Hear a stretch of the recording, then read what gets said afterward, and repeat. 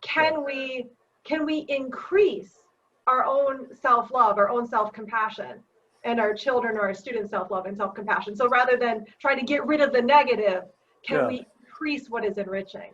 Yes, and often parents also, they worry like, oh, I shamed my child here, what a bad parent am I? Oh, I did this shaming thing for toward my child. Now my child's going to be damaged because of what I did. You know, parents like do this. They do this to themselves. And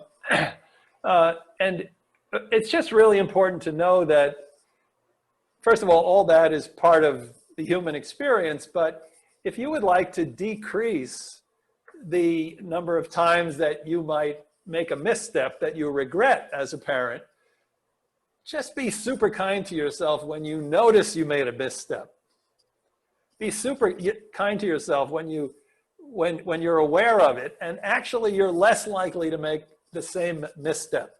If you shame yourself for shaming your child, actually you will learn very little, you will not change your behavior, and your child will also not learn much.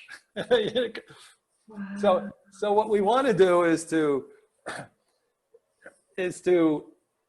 we don't want to try to get rid of shame, nor do we want to feel ashamed about shame.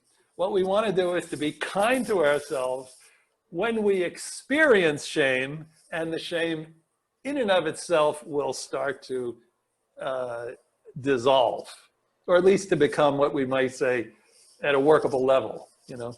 Yeah. Wow, that's so beautiful. I just have to take a few breaths to soak that in. Mm-hmm. Oh. So when a parent worries, yeah, I'm gonna, you know, I did this shaming thing to my child,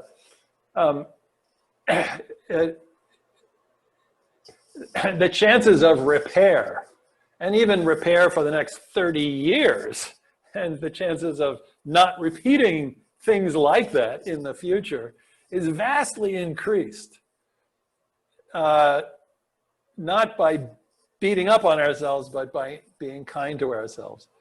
You know, shame is not a problem. The question is there repair that follows? And repair is way more likely to happen when we cultivate the skill of self-compassion.